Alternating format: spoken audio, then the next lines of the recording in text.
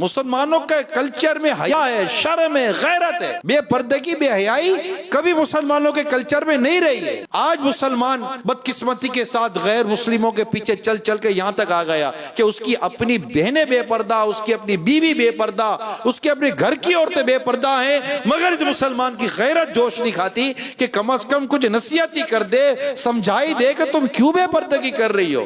ایک وقت تھا، ایک قاضی کی عدالت میں ایک عورت نے مقدمہ دائر کیا، جس کا شوہر اس کو مہر نہیں دے رہا تھا. قاضی کے سامنے عورت بھی عدالت میں، تو عورت نے گواہ پیش کیے. تو گواہوں نے کہا کہ اس کو بولو کہ اپنا چہرہ دکھائے تو ہم پہچانے کہ ہم نے اسی کے گواہ تھے. تو قاضی نے کہا کہ اب چہرہ دکھاؤ. بعض صورتیں ہوتی ہے کہ چہرہ دیکھنے کی. وہ عورت جو تھی، اب اس کے جو ہاتھ تھے نا وہ کانپ رہے تھے نا، کہ وہ چاہتی نہیں تھی کہ میرا چہرہ میرے شوہر کے سوا کوئی غیر مرد دیکھے. غیرت مند شوہر وہاں سے آواز لگاتا ہے کہ قاضی صاحب، میں اپنی بیوی کا مہر دینے کے لیے تیار ہوں، اس کو بے پردہ نہیں ہونا، اس کو بے پردہ مت کرے. مجھے بھی گوارا نہیں ہے کہ میری بیوی کو کوئی غیر مرد دیکھے. جب اس عورت نے یہ دیکھا کہ میرا شوہر اتنا غیرت مند ہے کہ اس کو یہی گوارا نہیں کہ میرے چہرے کو کوئی غیر مرد دیکھے، تو اس نے قاضی صاحب کو کہا، قاضی صاحب میرا شوہر اتنا غیرت مند ہے، میں اس سے مہر لے کر کیا کروں گی؟ میں نے اس کو اپنا مہر معاف کر دیا. یہ پہلے ایسا دور تھا، شوہر غیرت مند تھے. آج معذرت کے ساتھ بے غیرتی ہے، اپنی بیوی کو بے پردہ گھماتے ہیں، سمجھاتے بھی نہیں ہے. آدمی قدرت پر سمجھائے، دل رنجیدہ ہو، سمجھاتا ہو، سب کچھ کرتا ہو، مگر پھر بھی اگر خدا نہ خواستہ نہیں ہوتا تو ایک الگ کیس ہے. لیکن پہلے تو یہ ہے کہ مرد کی عقل سے پردہ ہٹے گا تو اس کی عورت پردہ کرے گی نا.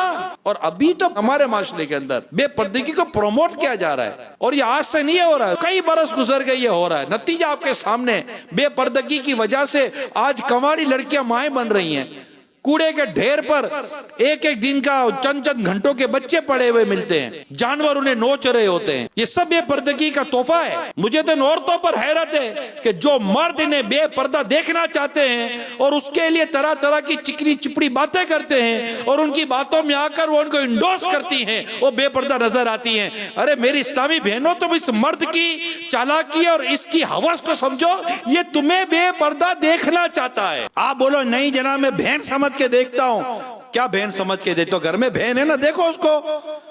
میں ماں سمجھ کے دیکھتا تو ہے نا گھر میں ماں، دیکھو اس کو. گھر میں ماں کو دیکھنے کی فرصت نہیں ہے، دوسروں کو میری ماں سمان ہے، میری بہن جیسی ہے، میری ماں جیسی ہے. یہ ساری بہن جیسی ماں جیسی تم کو ایسے ملتی ہے؟ کبھی بولا یہ میرے چچا جیسا ہے، یہ میرا بھائی جیسا ہے، یہ میرے دادا جیسا ہے، یہ میرے نانا جیسا ہے؟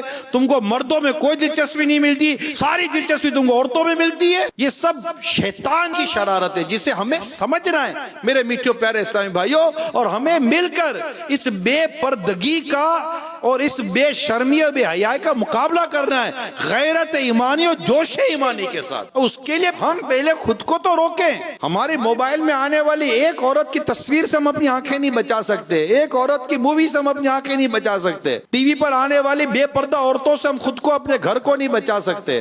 گھر میں فلمیں، ڈرامے، گانے باجے ماں بہنوں کے ساتھ بیٹھ کر تو قوم دیکھ رہی ہے. اللہ کی پناہ. تو اللہ ہم سب کو صحیح معنی میں غیرت ایمانی، جوش ایمانی عطا فرمائے، اور ہمیں اللہ کریم اپنی نفس پر قابو عطا فرمائے.